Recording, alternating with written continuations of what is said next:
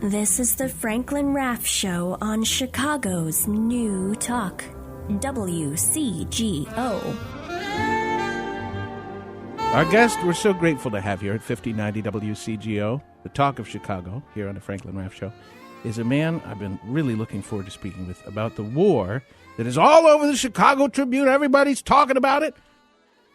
The war between taxi drivers in our fair town and Uber, which is an online service where people who are not taxi drivers, they don't have the same training, they don't have the same safety standards applies to their cars, they don't have tickets or license, they don't ever have business licenses, it's a cash deal, are moving in on the taxi driver business here in Chicago. The man to speak with about this is the chairman of the United Taxi Drivers Community Council, Fayez Khozindar. Fayez, welcome to WCGO, and I'm very glad to have you on. Oh, thank you. Thank you for having me. Thank you very much.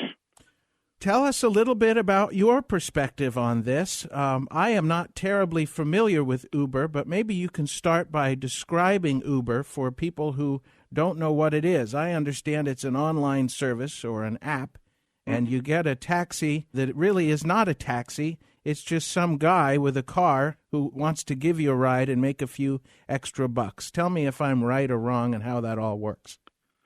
Okay, I want to clarify something. Now, Uber, when they came into the city, they started with hiring to licensed drivers, our drivers, the taxi chauffeur licensed drivers who are about 12,000 of them in Chicago. And it was win-win. Uber was making money, and our drivers who are licensed and pay taxes and trained and professionals and have chauffeur license, they were happy to work with Uber about maybe this supplemental to their income. And it was happy marriage. Were they driving their cabs? There were licensed cabs using Uber? Were they using those on top of their dispatchers? Yes, exactly. The licensed chauffeur license of Chicago taxi drivers industry, the whole thing, they use them as a first step to step into the city.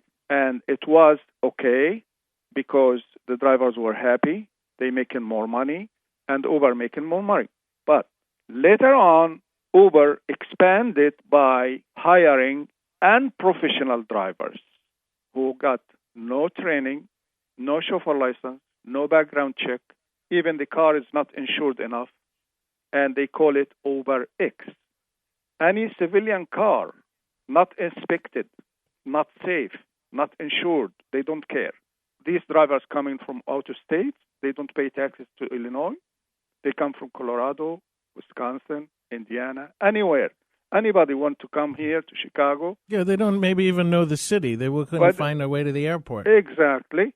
Now, how do you expect this thing to continue when a businessman coming from O'Hare, landing at O'Hare or Midway, and he want to go to his convention or going to his appointment to make deals, and this guy coming from Wisconsin doesn't know the address or doesn't know the location. So this is a problem, plus the safety. If UberX are civilian cars, not insured, not safe, do you like to sacrifice safety for cheap rides? Our guest is Fayez Khozindar. I did not know that Uber had gotten a foothold in the Chicago market by working with the drivers, but I'm curious, just from a psychological perspective, actually, I'm curious as to how your dispatchers and your umbrella companies felt about Uber's foothold and whether there was some sort of mutual guilt, maybe, like you were kind of all doing something wrong in the beginning. Yeah, well, it was a really surprise for the industry and for everybody because it was a sneaky way to get the foot on the market. And all of a sudden, according to the Atlantic magazine, they have a statistic saying that 13,000 part-time UberX drivers working in Chicago, and they get in 2 million fares a month. Now, this is a huge statistic. To have 13,000 drivers. It's like, the city of Chicago for 50, 60 years, they have a cap on the number of medallions, number of taxis in the city, and they set it up for 7,000 medallions. Now, 7,000 medallions, they use 12,000 chauffeur licensed cab drivers, professionals who work two shifts, sometimes 24 hours, sometimes 12 hours. But what we know, there is 12,000 active drivers, and there is only 7,000 medallions. That means 7,000 cab. How come the city allow 13,000 a car, 13,000? It's like dumping the city of Chicago with another 13,000 medallions. Now, what will happen to the market?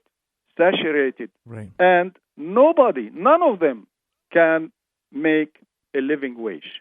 This is 1590 WCGO, Franklin Raff Show. My guest is Fayez Khozindar, chairman of the United Drivers Community Council. And the question, Fayez, is can the industry adapt? What happens if there's nothing we can do about this? The Internet seems to find a way around almost every law, every bit of legislation. People find a way to cheat and steal. People find a way to get around policies and politics.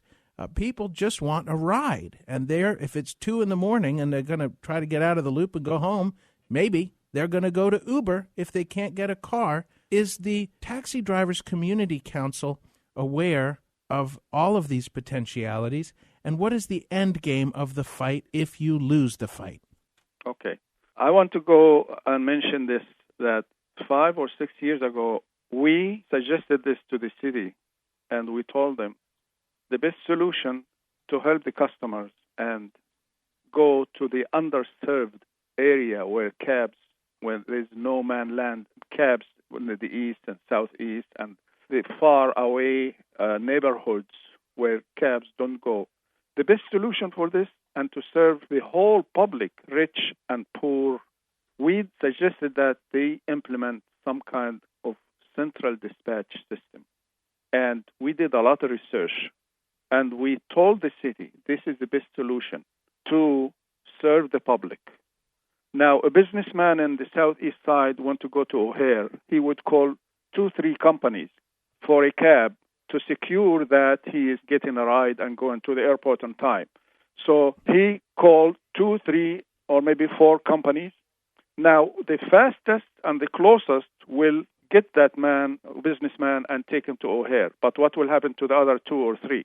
There's no show. Half an hour. They waste half an hour more. No show. They wasted their gas and the money and time. So what they do, they come racing down the highways, going back to the center of the loop to compensate for that loss.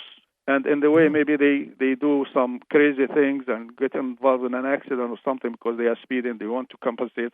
They have limited time. Time is money for them. And they have to, the drivers work 8 hours just to come up with the lease and the gas. And they make money after 8 hours. Nobody knows this fact. We work 8 hours for free. Now, if the city implemented this 5 or 6 years, Uber will not exist. Now, today, I just came back from the day of action at the City Hall. We have a press conference at 10 o'clock. We invited all the candidates for the mayor. You heard of this. And we called for deregulation. We told them, do away with the chauffeur license. No more chauffeur classes. No more background check. No more fingerprint. No more biannual city safety inspection because our cab inspected 2 or 3 times a year.